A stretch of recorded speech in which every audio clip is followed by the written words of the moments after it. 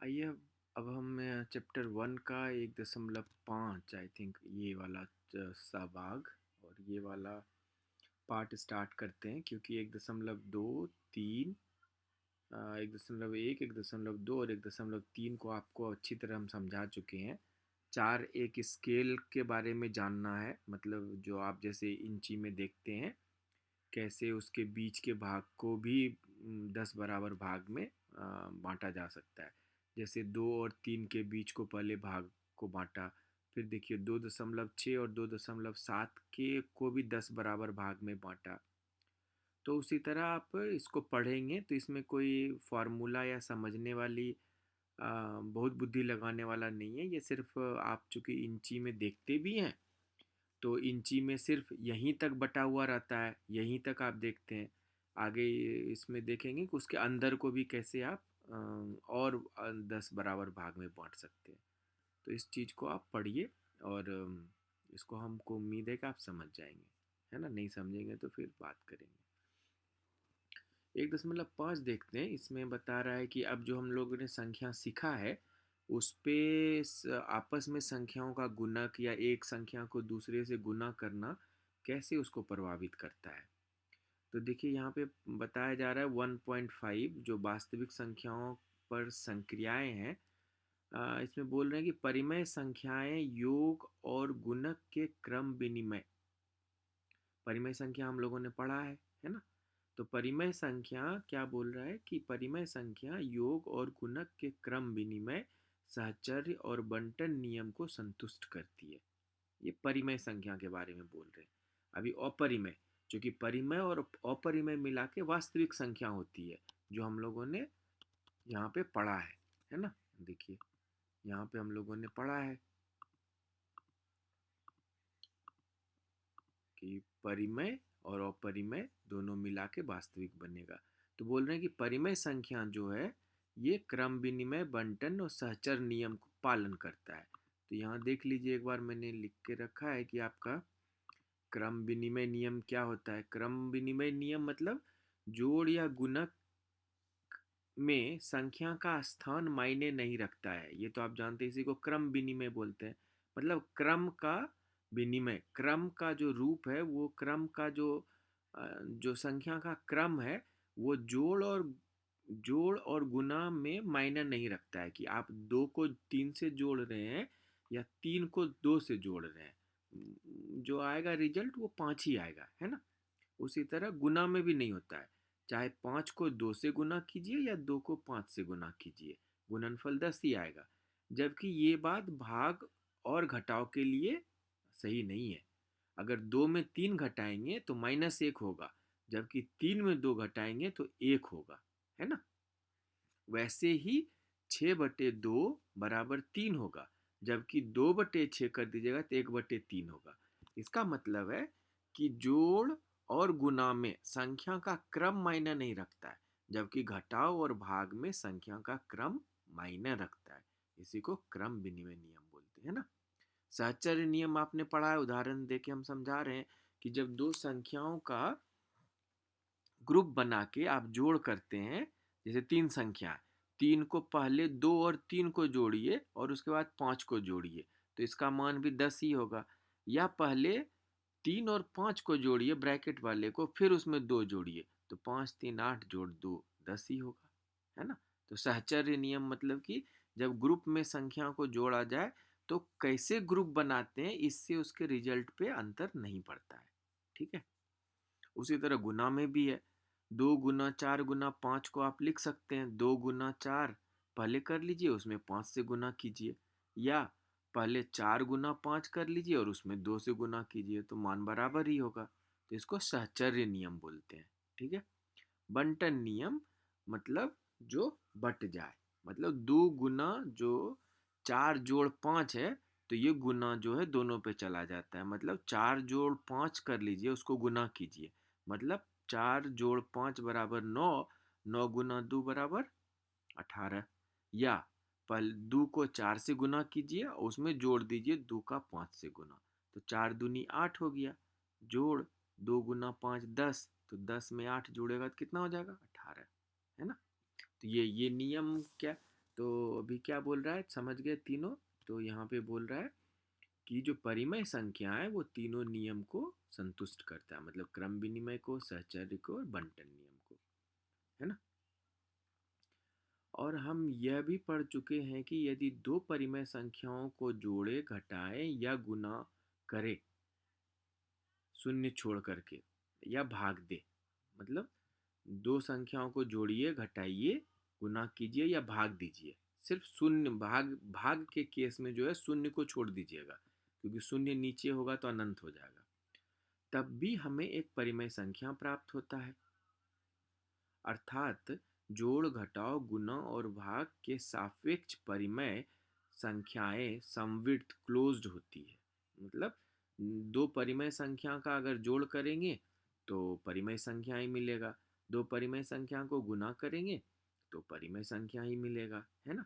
दो संख्या को भाग देंगे तो परिमेय संख्या ही मिलेगा, लेकिन हाँ, भाग में सिर्फ शून्य को छोड़ दीजिएगा, मतलब जो हर है वो शून्य नहीं होना चाहिए, परिमेय संख्या ही मिलेगा।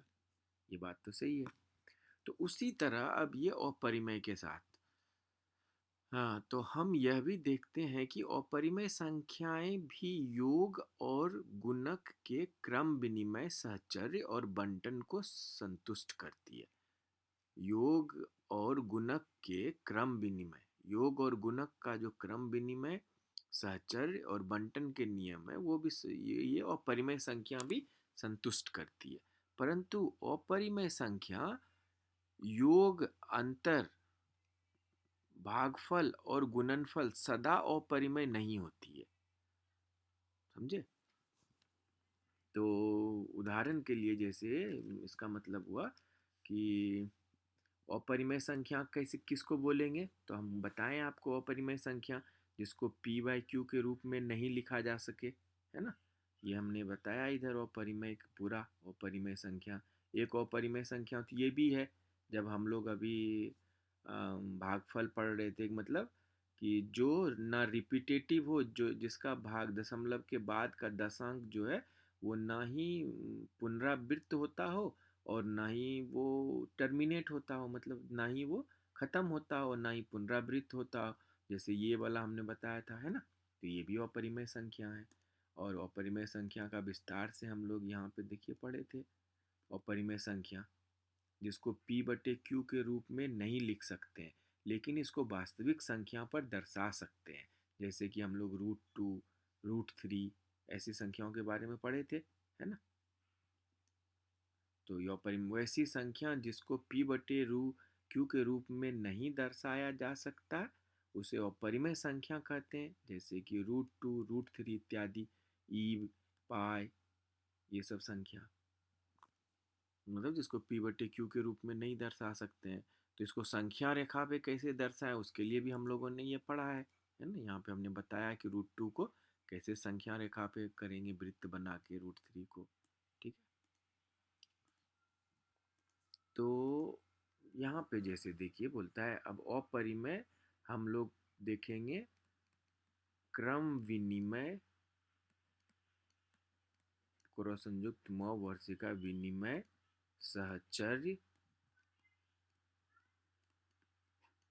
यहाँ पर रेफ है, सहचर्य तथा बंटन नियम अपरिमेय संख्या के लिए,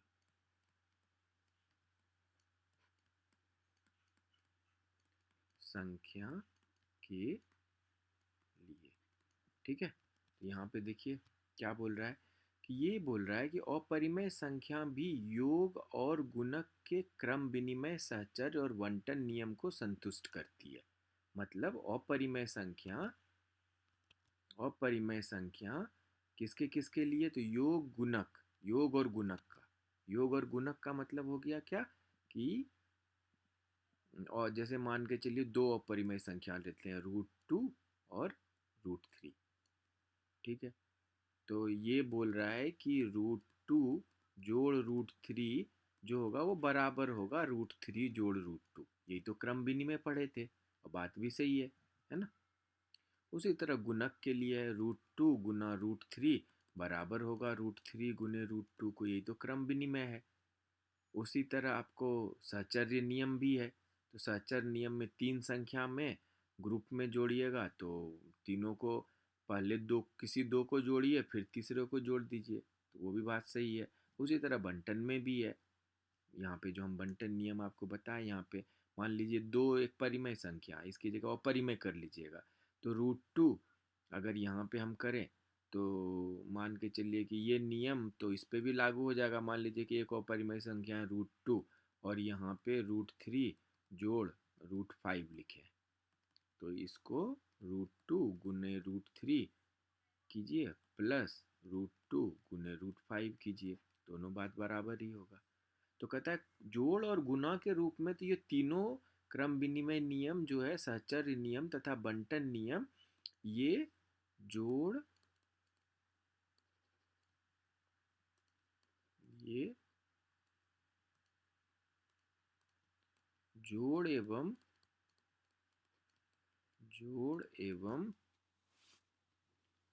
गुणक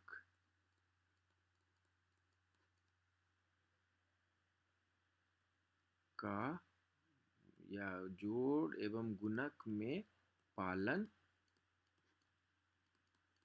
होता है।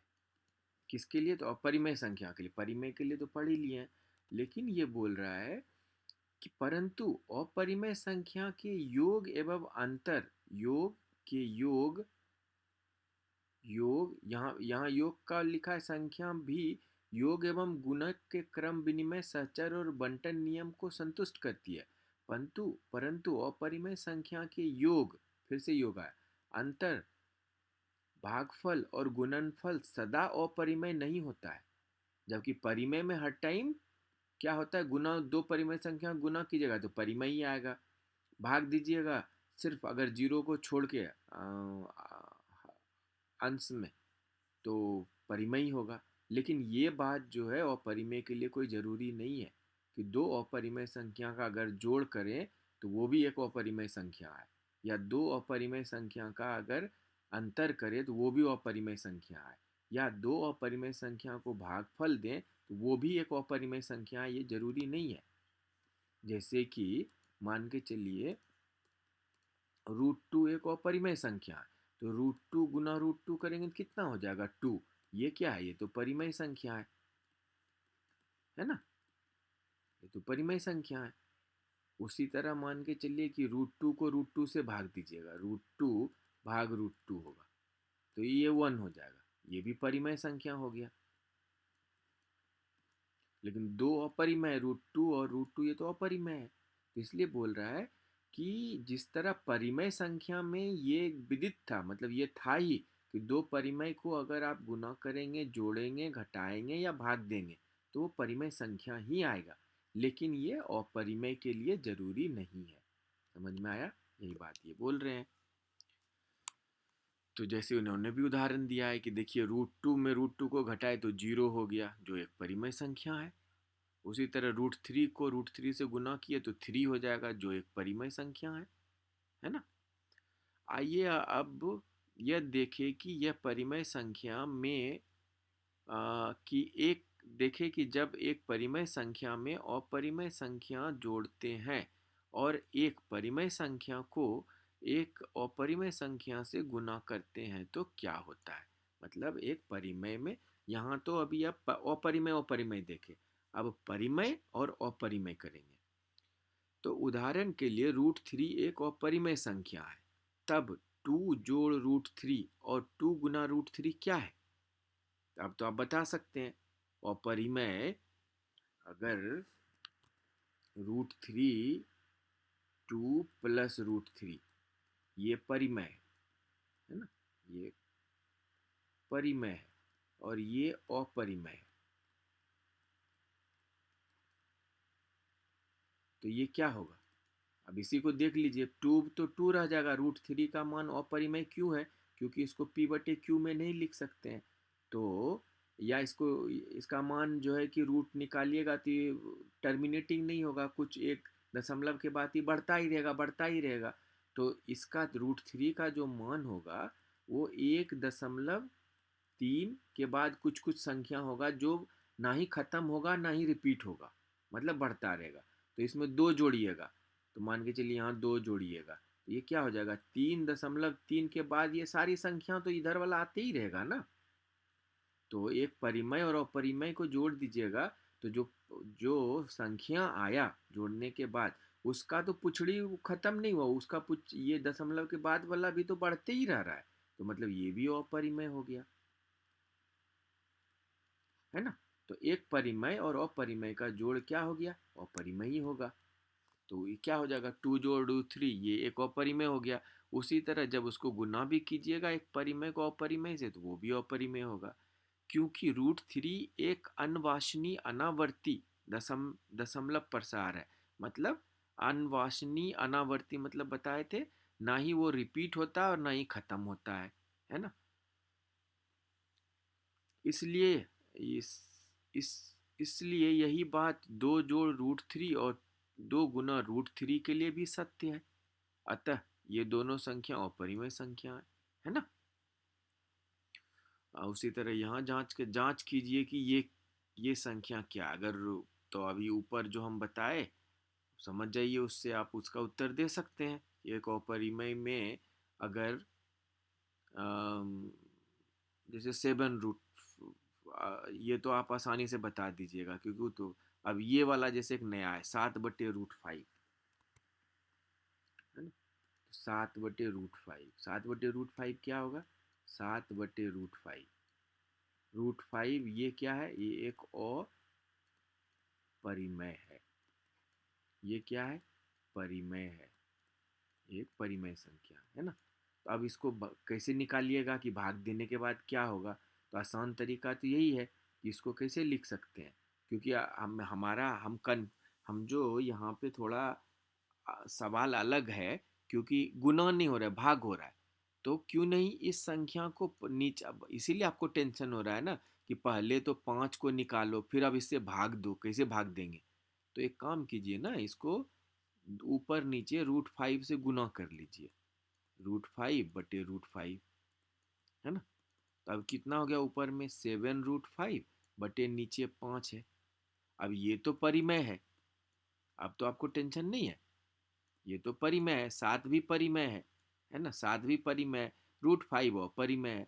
तो 7/5 को भाग देके तो आप रख सकते हैं, 7/5 का मान कितना होगा, अगर 7 को, तो 5 × 5 = 5, 5 ये 2 आ गया, 0.0, 5 × 4 = 20, 1.4, मतलब इसका मतलब हुआ 1.4 गुना √5। अब तो ये गुना के रूप में फिर आ गया, तो इसका मतलब एक परिमेय संख्या और ये अपरिमेय संख्या गुना कीजिएगा तो क्या होगा, ये अपरिमेय ही होगा। तो जो भाग में आपको दिख रहा है, उसका आसान तरीका है कि जो नीचे अपरिमेय वाला दिख रहा है उसी से गुना कर दीजिए ऊपर नीचे, तो नीचे वाला परिमेय में बदल जाएगा, आई ऊपर वाला को आसानी से डील कर सकते हैं, है ना।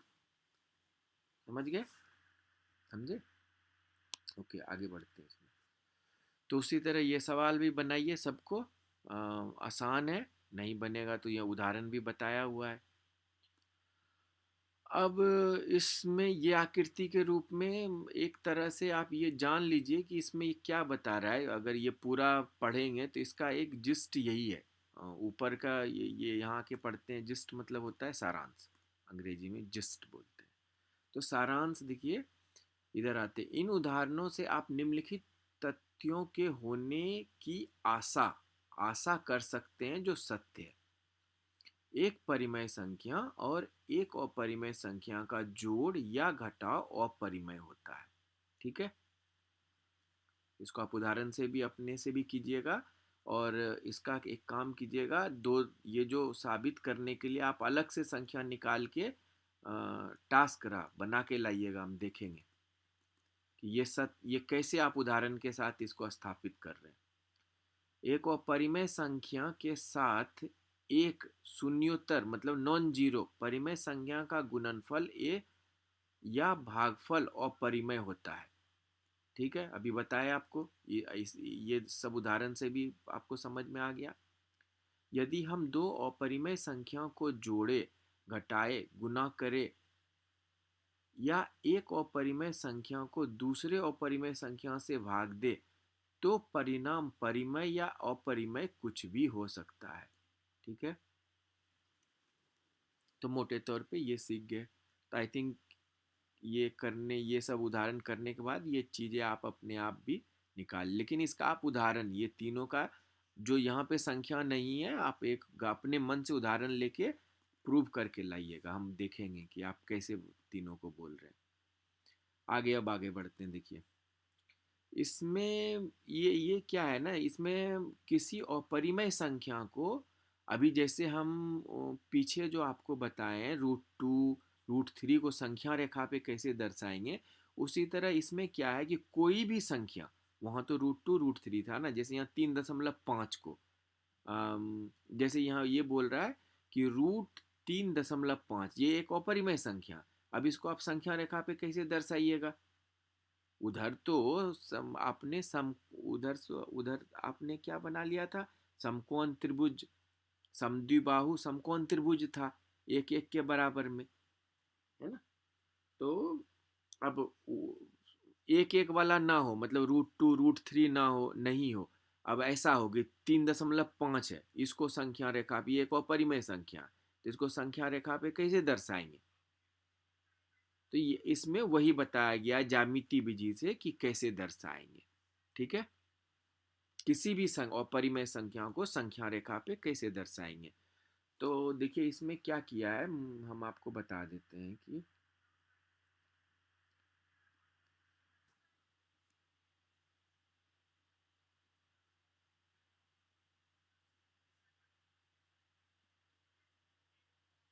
तो ये देखिए कोई भी संख्या x को अब अगर उसका आप निकाल लिए, तो संख्या रेखा पे जैसे पहले हम चाप बना के यहाँ से यहाँ वृत्त बना के करते थे, तो वैसे, लेकिन आपको क्या जरूरी है पहले कि वो वो उतना त्रिज्या का वो वृत्त का 3.5 को, जैसे संख्या अपरिमेय संख्या है √3.5, अब √3.5 कैसे दर्शाएंगे? तो इसका मतलब अगर आपको ये ऐसा वृत्त त्रिज्या कोई √3.5 वाला मिल जाए, तो उसी का वृत्त बना लेंगे। जैसे कि हम लोग यहाँ पे जो अपरिमेय संख्या था, यहाँ जो हम लोग किए हैं, तो उसी तरह किए हैं ना कि √2 के लिए क्या किए, पहले एक त्रिभुज बनाए यहाँ एक एक, और ये हम लोग त्रिज्या निकाले √2 का, तो इसी त्रिज्या पे एक वृत्त बनाए, तो जहाँ कट किया वही √3। अब ये मान लीजिए कि √2 की जगह पे आपको यही बोल रहा है 2.5, 3 की जगह पे 3.5, तो ये कैसे आप बनाएंगे? तो उसी का उसने इसमें बताया है कि कैसे आप बनाएंगे। तो आई थिंक इसमें ऐसा बोल रहा है कि अगर जैसे कि आपको √3.5 को संख्या रेखा पे दिखाना है, संख्या रेखा पर दर्शाए,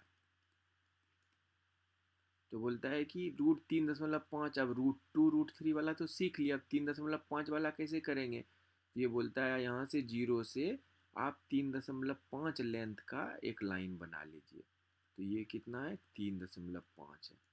इसमें बोलता है 1 सेंटीमीटर और जोड़ दीजिए, तो 1 सेंटीमीटर, ये मान लीजिए कि आप ए से बी तक बनाए, और ये सी है, बी से सी की दूरी कितना, एक, ये बोला ऐसे मान करना है। अब इसको मानते हुए एक अर्ध, ये दोनों को अब टोटल कितना हो गया, तो 4.5 हो गया। यहाँ से 4.5 का आधा कितना होगा, 2.25, है ना। तो यहाँ पे कहीं पे 2.25 आएगा, 4.5/2, तो इसको इसको अब व्यास मान के, व्यास माने तो त्रिज्या कितना हो जाएगा, तो व्यास का आधा, मतलब 4.5 का आधा 2.2। अब इसको त्रिज्या मान के और ये जो व्यास है एक वृत्त खींचिए इसे, ठीक है, ऐसे वृत्त बनाइए, वृत्त नहीं बना ठीक से, तो ये मान लीजिए वृत्त बना, और वृत्त बनाइए। अब ये बी से यहाँ पे लंब डालिए, ठीक है, और ये जो ओ है इसको यहाँ से मिला दीजिए, ठीक है। तो ये दूरी कितना है, ये ओ है, ये ये दूरी जो है ए से लेके ओ तक 2.25 है ना। और बी से सी तक का दूरी 1 मीटर है। तो ये दूरी कितना हो जाएगा, ये बीच का दूरी जो है, क्योंकि अगर ए से लेके तो ओ से लेके सी तक का भी दूरी, ओ से लेके सी तक भी 2.25 होगा, क्योंकि ये भी त्रिज्या है ना। ओ से, ये ओ से लेके, क्योंकि ए से ओ 2.25 है, तो ओ से सी भी 2.25, बी से सी 1 है, तो ये दूरी कितना हो जाएगा आपका, 1.25 होगा नो। ये दूरी ओ से लेके बी तक कितना हो जाएगा, 1.25। और ये दूरी चूंकि ये एक त्रिज्या है वृत्त का, तो इसका भी मान 2.25 ही होगा।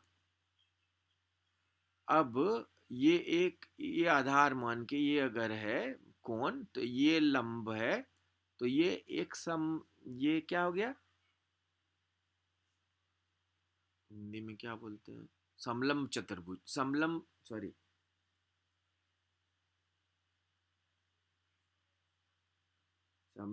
समकोण त्रिभुज हो गया, ये एक समकोण त्रिभुज हो गया। तो ये कर्ण का मान पता है, तो हमको लंब निकालना है। तो लंब स्क्वायर बराबर हम जानते हैं, कर्ण स्क्वायर माइनस आधार स्क्वायर होता है ना।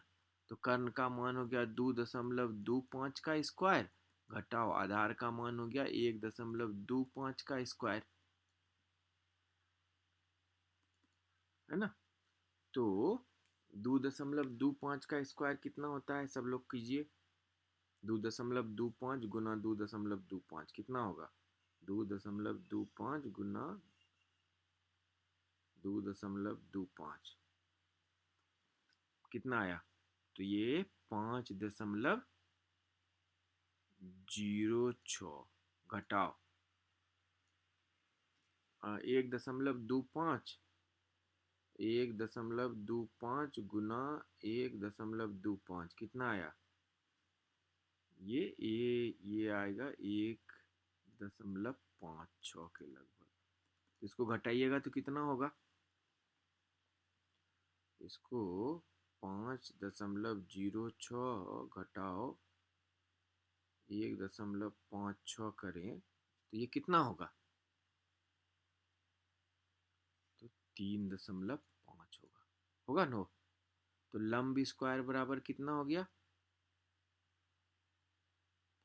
ये लंब स्क्वायर बराबर कितना हो गया, 3.5। तो लंब बराबर कितना हो गया, √3.5।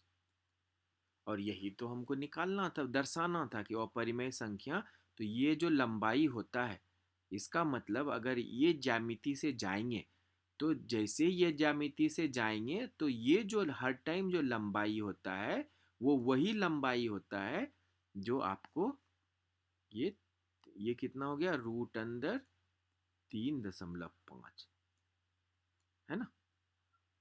अब √3.5 हो गया। अब इसको केंद्र मान के, जब ये लंबाई आपको, आप जान गए कि √3.5 लंबाई है, तब इसको केंद्र मान के आप एक वृत्त बना सकते हैं, है ना। इसको केंद्र मान के, अब बी को केंद्र मान के जब आप वृत्त बनाएंगे, तो मान के चलिए ये वृत्त कहीं संख्या रेखा पे यहाँ पे कट करेगा, है ना, यहाँ पे।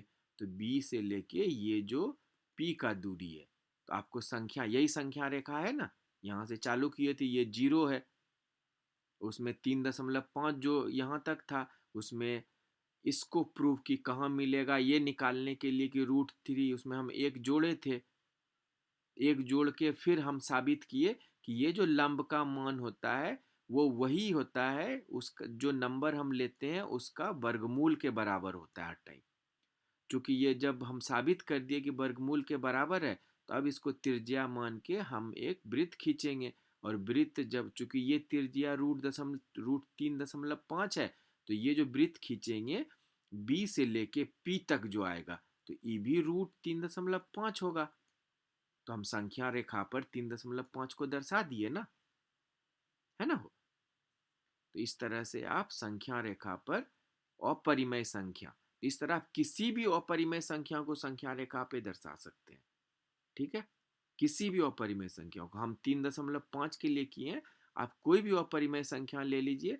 पहले क्या कीजिएगा कि उस उतना जो अपरिमेय संख्या बोलेगा उतनी लंबाई का वर्गमूल छोड़ के आप क्या कीजिएगा कि ये वृत्त यहाँ तक का आप एक लाइन खींच लीजिए, उसमें एक जोड़ के एक व्यास बना लीजिए, व्यास हो जाएगा, उस व्यास को आधा करके वृत्त बनाइएगा। और वृत्त के जिस बिंदु से ये जो हम लंब डाल रहे हैं, यहाँ से जब आप ये जो वृत्त है इस पे व्यास, इस पे जब आप लंब डालेंगे और ये जब केंद्र से मिलाएंगे तो ये आपको समकोण त्रिभुज बनेगा। तो ये जो लंब होता है वो वही उसी जो वैल्यू मान के आप यहाँ चले हैं उसी का वर्गमूल होता है। तो वर्गमूल ही तो, यही तो अपरिमेय संख्या था, यही तो अपरिमेय संख्या है ना जिसको हमको संख्या रेखा पर दर्शाना था।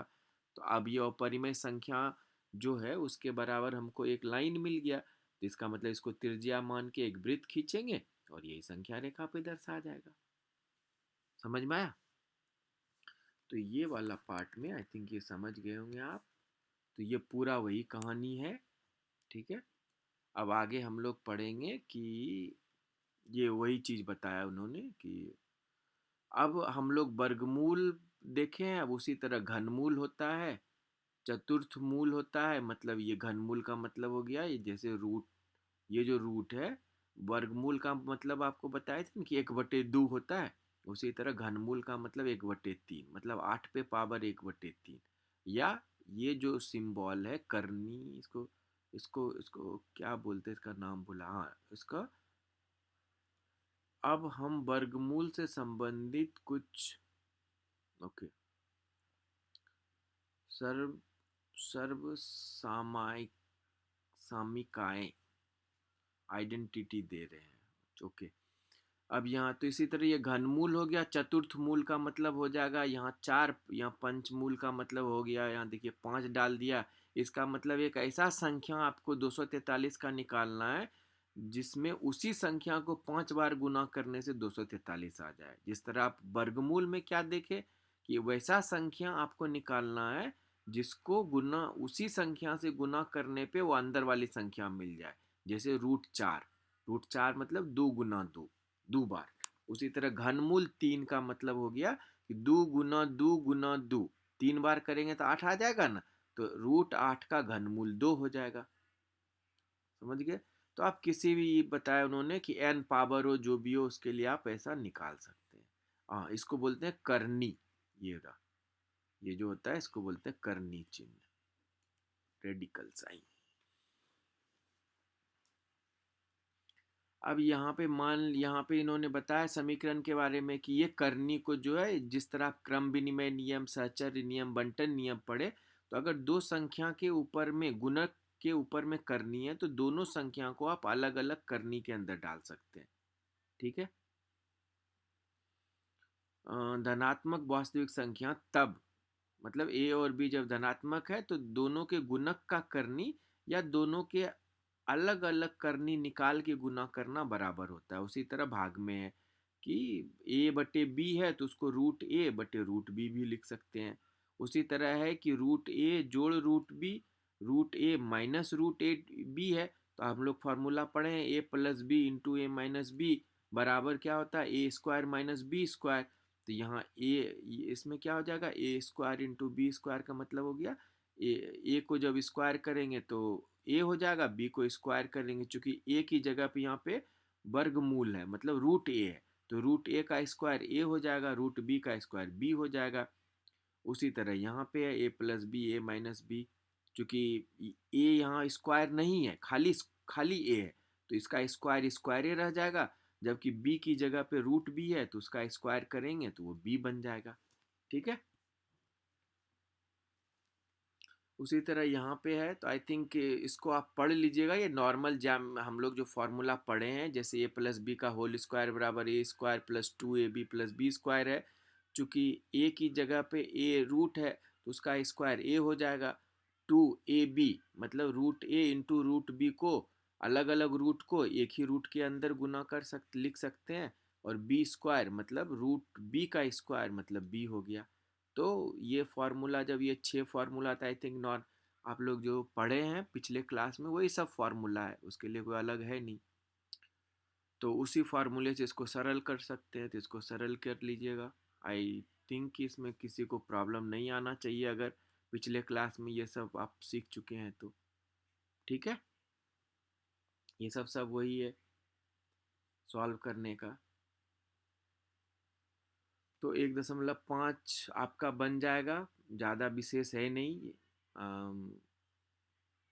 यहाँ पे घातांक के नियम है, घातांक के नियम में भी जब आधा, यहाँ पे नियम देखिए लिखा हुआ है, इसको ध्यान से सिर्फ पढ़ लेना है कि जब आधार एक ही हो तो घात जुट जाता है। जैसे ए है, ए पर पावर एम, ए पे पावर एन, मतलब जब आधार, आधार का मतलब इस फॉर्मूला को मान के चलिए कि अगर 2 पर पावर 4 हो और 2 पर पावर 5 हो, तो चूंकि 2 पर पावर यहाँ 4 है और 2 पर 5 है, तो हम अलग अलग नहीं निकाल लेंगे, वो क्या हो जाएगा 2 पर पावर 5 जोड़ 4 9। समझ में आया क्या बोल रहे हैं? मतलब अगर आधार बराबर हो, मतलब जैसे कि 2 पर पावर 4 और गुना 2 पर पावर 5, हमको बोलेगा आपने किसका मान निकालने, तीन के अलग अलग निकालने लगेंगे। क्योंकि आधार बराबर है तो पावर जुट जाता है, तो इसका मतलब 2 पर पावर 4 जोड़ 5 बराबर 2 पर पावर 9। तो आप 2 पर पावर 9 का मान निकालिए या दोनों का अलग अलग निकालिए, बात एक ही होगा। ठीक है, उसी तरह यहाँ पे है, पावर के ऊपर में पावर होता है तो पावर गुना हो जाता है। ठीक है, पावर का बट्टे आधार एक हो, मतलब पावर का मतलब समझ गए। अगर 2 पर पावर 4 और इस पर पावर मान लीजिए 1/2 है, तो ये गुना हो जाएगा, मतलब 2 पर पावर 4 गुना 1/2, मतलब पावर गुना हो रहा है। इसका मतलब 2 दूनी 4 हो गया, इसका मतलब 2 पर पावर 2 के बराबर हो गया।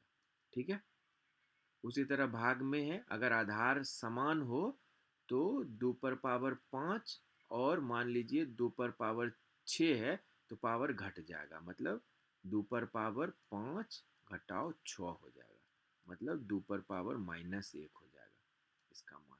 माइनस का मतलब समझते हैं, 1/2, मतलब माइनस जब माइनस रहता है, जब बटे के नीचे आएगा तो प्लस हो जाता है, मतलब 2 पर पावर -1 का मतलब 1/2, लेकिन आधार समान होना चाहिए। ठीक है, उसी तरह यहाँ देखिए अलग अलग है, ए पर पावर ए पर पावर एम और बी पर पावर एम है, तो इसको ए बी पर पावर एम लिख सकते हैं, मतलब गुना के अंदर। ये दोनों यहाँ पे आधार अलग अलग है लेकिन पावर बराबर है, तो दोनों को अंदर लाके पावर को एक ही साथ ऊपर कर सकते हैं। इसका मतलब हो गया कि अगर 4 पर पावर 5 और 6 पर पावर 5 है, तो इसको आप लिख सकते हैं 5 गुना 6 पर पावर 5। तो अगर आप इसको आप 5 बार गुना कीजिए या इसको कीजिए तो एक ही होगा। उदाहरण के लिए एक छोटा एग्जांपल ले लेते हैं, मान के चलिए, जैसे देखने के लिए कि 2 पर पावर 2 और 3 पर पावर 2 करते हैं, तो इसका कितना होगा, 2 दूनी 4 गुना 3 तिया 9, तो कितना आया 36, है ना।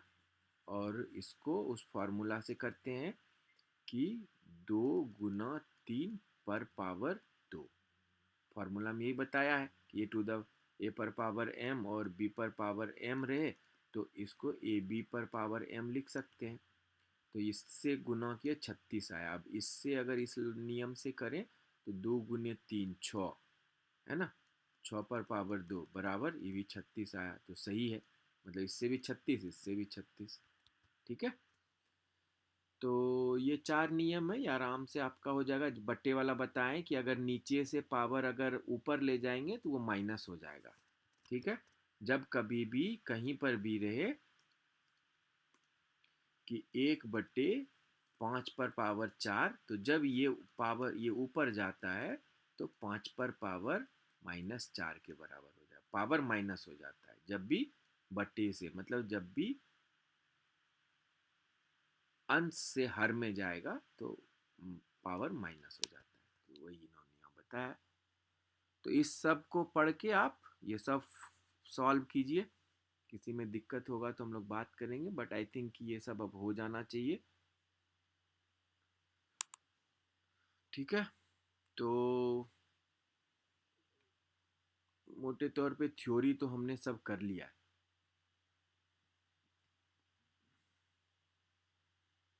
यहाँ पे भी कुछ है तो आई थिंक ये तो आप पढ़ चुके हैं, पावर पे पावर का बताए अभी आपको, उसी का ये पार्ट है, उससे ये सॉल्व हो जाएगा सब।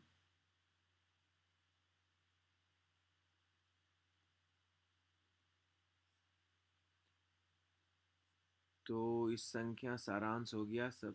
तो इसको आप ये ज्ञात करना है, तो 1/2 का मतलब आप समझ गए ना, स्क्वायर रूट, मतलब यहाँ जो बटे है आपको बताया ना, घातांक का मतलब क्या होता है, जैसे 64 पे पावर 1/2, तो स्क्वायर ऐसे जो था, ये जो करनी था, जैसे 4 करनी, तो इसका मतलब क्या होता है, 4 पर पावर 1/2, तो या ऐसे लिखे या ऐसे लिखे।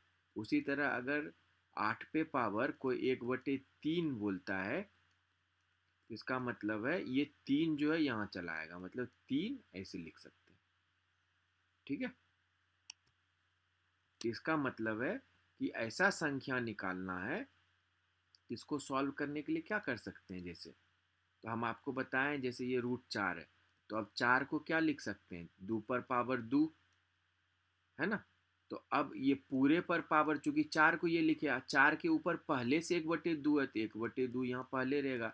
पावर पे पावर क्या होता है, गुना हो जाता है, ये क्या हो जाएगा, 2 पर पावर 2 गुना 1/2, ये 2 कट गया, तो इसका मान कितना आया, 2 आया, ये 2 कट गया। उसी तरह ये है ना। तो इसको अगर सॉल्व कीजिएगा, 8 पे पावर 1/3, तो 8 को लिख सकते हैं 2 पर पावर 3, तो ये तो 8 हो गया, पहले से 1/3 पावर है, ये हो गया।